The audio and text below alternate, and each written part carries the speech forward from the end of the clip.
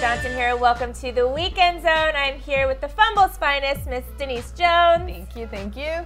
And Matt Demecki. Hey, what's going on? Now, before we get started today, we have to address this. The juice is loose. Can we get a nice clap? Round of applause. Free juice for everybody. Free juice. I'll take Free some. OJ Let's go, for OJ. everybody. Yeah, that was really interesting. I don't know if you guys watched it. We sat here on Thursday, I think, and watched the entire hearing. Matt was Twitter famous because of it. I was Matt Twitter is Twitter famous. I had to give my 2 cents in. So follow me at MD3 on Twitter. Check it out. Shameless plug. Nice. Shameless plug. Well, guys, we all know what happened this week, but in case you don't, Vick came out and said that Colin Kaepernick needs to get his hair cut in order to get a job in the NFL and get a second chance. Now, a lot of people throughout the NFL have been given second chances, for instance, Riley Cooper, Johnny Manziel, but some of them don't. What are your guys' thoughts on the Kaepernick situation, and should the NFL give him a second chance? The NFL should definitely give him a second chance. I think Vick is one of those people that's just like, you would think by now he's a little smarter with what he's saying. Like, man, with everything he's undergone, like you would think, okay, you know, this guy, he's standing up for justice. He's not gonna, you know, stoop down to the level that they're forcing him to be on. But instead, he's like, oh yeah, you need to cut your hair, buddy. Like, come on, Michael Vick. Like, get it together. Yeah. Get it together. I think he was just the worst person to come out and give Colin Kaepernick advice. Like, like he's acting like he's a criminal or something. The dude is like standing up for what he believes in. Right. Now, maybe he can give OJ advice, but don't give Colin Kaepernick That's what I'm saying. The advice. worst. Thank you. He's having a peaceful protest. Like, this man didn't go out and do anything. There's a bunch of players in the NFL that come out, they do drugs, they get 4-game suspensions, they come back and they do it again. They do dog fights like somebody else. But you know, like, especially like, for example, like Josh Gordon, the dude has chance after chance after chance. But because he's a good receiver, he can come to the NFL and have many second chances, but people don't think Colin's a great quarterback, which I disagree with. And it's, on top of all that, it's one of those things where he's like, okay, you know, Colin Kaepernick is just such a threat to the NFL right now, where it's beyond, you know, his talents and everything that he's done when he's, you know, throughout his season. Like, there's more to that. He's competing against this huge franchise and just showing how unfair they're being. So no one's gonna want to take care of him in that way.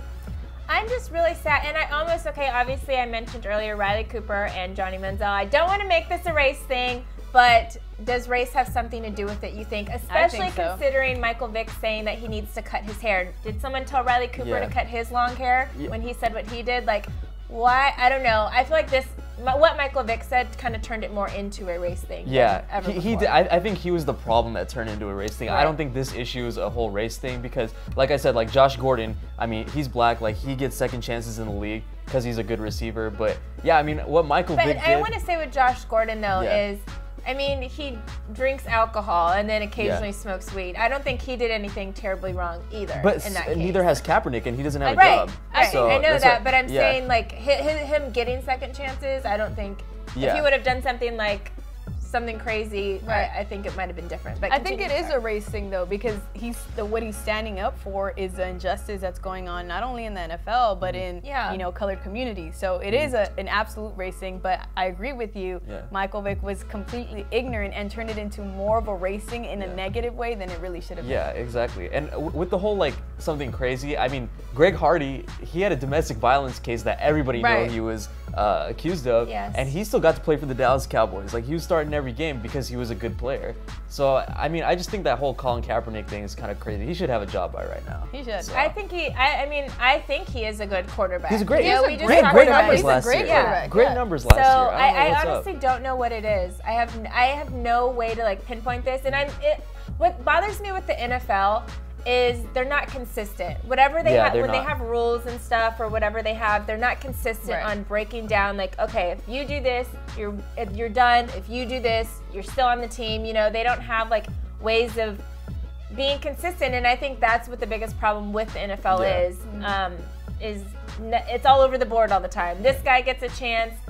Ray Rice did the same thing. He doesn't get a chance. Like, but it's because he's going against, I'm telling you, I feel like it's really because he's going against the franchise as a whole. He's not, like, you know, committing anything against a team. He's not putting anyone at jeopardy. He didn't do something that was, like, mediocre or something that, you know, like a dog offense, that's a huge deal. Exactly. You know, and he's not People doing. love their dogs. He's not doing any of these things, these negative things. He's standing up for justice, and I think because of that, he's being penalized by the entire franchise. Which is funny. I know Shannon Sharp came out earlier this week and talked about the fact that this country was founded on protest.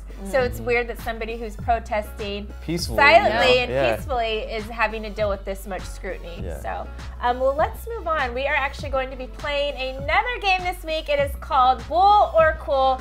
I'm going to read off statements that were said by numerous people, and we're going to say if that was bull or cool. So, guys, get your handy dandy notebooks out here. Okay, first one. CJ McCullough. He said this. If we add Carmelo Anthony, we'll be a top 3 team in the West immediately. What do we do? That's bull. Oh, we all agree. Yeah, that's bull. That is bull too. Yeah, I think you know what? Warriors, Spurs, Rockets, and that's end of discussion. You can't discredit him though. That's it. You can't discredit him though. Like he's reaching high. No, well they have to. They're in the West. No, absolutely. But no. Next one, Dwayne Wade on Kobe Bryant. Number 2 shooting guard of all time, hands down. I'm going to be cool with, look at us agreeing today. No doubt. Wow, this is a first time. There's no doubt. Yeah, I agree with Michael that Jordan statement. is number 1. Michael of Jordan course, will MJ forever for be number 1.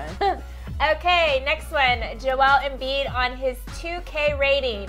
It should be at least 95. That's bull crap. I'm not going to curse. I just got fined. All right. Oh man, I got too excited. I misspelled. Okay. Wait. Hold it.